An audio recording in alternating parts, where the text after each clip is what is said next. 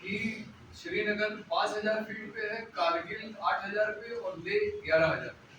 तो जैसे जैसे आप ऊपर जाएंगे ऑक्सीजन कम, तो हमारे जैसे लोगों के लिए जो ब्रोंकल अस्थमा के शिकार हैं, तो वहाँ जाके सांस लेने में थोड़ी दिक्कत आने लगी। जब मैं 4 मंजिला ऊपर चढ़ता था सीढ़ी से तो हांफने लगता था, तो थोड़ी सी दिक्कत हुई, खांसी वासी बढ़ गई, लेकिन कोई ऐसी बड़ी बात नहीं है। और हम लोग ये तय कर रहे हैं कि मुझसे बहुत सारे पत्रकार पूछ रहे थे कि यहाँ लखनऊ में क्यों मीटिंग कर रहे हैं। भाई आप लेह में गोली चलाएंगे, लोगों को घायल कर देंगे, कर्फ्यू लगा देंगे, आंदोलन नहीं करने देंगे, तो आदमी क्या करेगा? भाई अपनी बात लेके जाएगा पूरे देश में।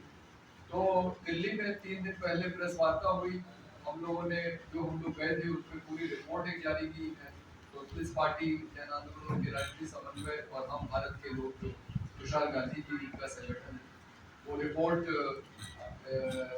अंग्रेजी में उपलब्ध है। अभी उसका हिंदी अनुवाद होना है, वेबसाइट पे है, जो साथी देखना चाहेंगे देख सकते हैं।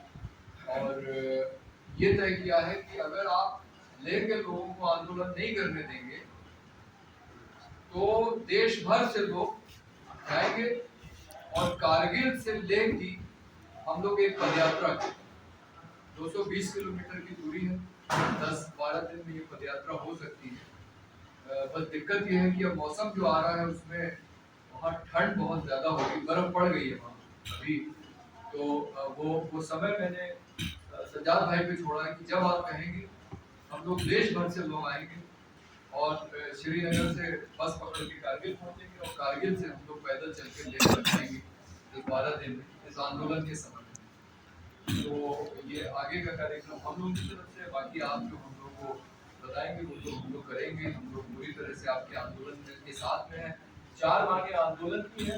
लद्दाख को पूर्ण राज्य का दर्जा दो, 6ठी अनुसूची में शामिल करो, जिससे कि वहाँ के प्राकृतिक संसाधन और वहाँ की सांस्कृतिक अस्मिता सुरक्षित रहे। लोक सेवा आयोग, ताकि वहाँ के लोगों को नौकरियां मिले। एक लखनऊ में यहाँ लड़का पढ़ रहा है लद्दाख का, ख्वाजा मोइनुद्दीन चिश्ती में, वो कह रहा था हमें नौकरी नहीं मिल रही है, बाहर के लोगों को बुला बुला के नौकरी दी जा रही है लद्दाख।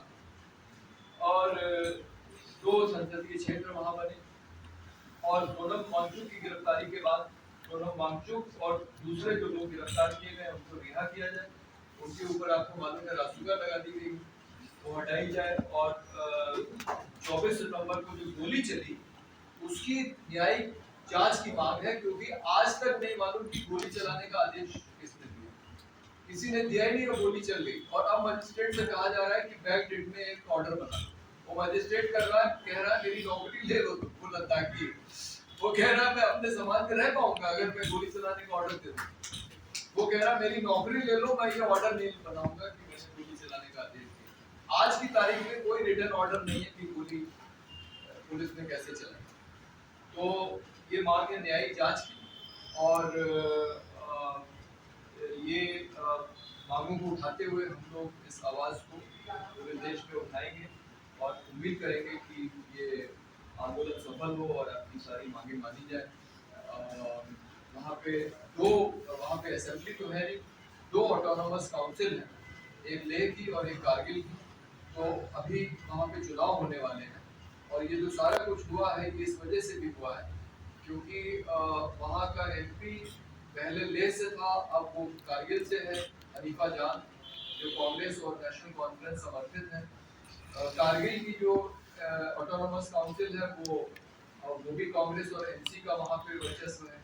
लेकिन लेह जहाँ एकमात्र भारतीय जनता पार्टी का वर्चस्व था वो अब उसके हाथ से जा रही है। उसको समझ में आ गया है कि लोग नाराज हैं और अब हम चुनाव हार जाए। तो ये जो हिंसा हुई है उसके पीछे ये भी कारण है कि बीजेपी को वहाँ चुनाव हारने का डर है और उसको लग रहा है कि लेह भी हमारे हाथ से जा रहा है। तो ये उम्मीद करते हैं कि वहाँ नई सरकार बनेगी, जो भी काउंसिल बनेगी और जो ये मांगे मानी जाएंगी तो वहाँ पे भी एक स्वायत्त शासन कायम होगा, जैसे देश के बाकी राज्यों में जम्मू कश्मीर को भी पूर्ण राज्य का दर्जा मिलेगा। अब शोएब साहब बोले, इसके पहले मैं चाहूँगा कि हमारे सोशलिस्ट पार्टी के जो भी कार्यकर्ता हैं आए और सज्जाद भाई अपनी टोपी हटाई और इनको जो है कुछ पहनाया जाए। आइए शोएब भाई भाई अभिषेक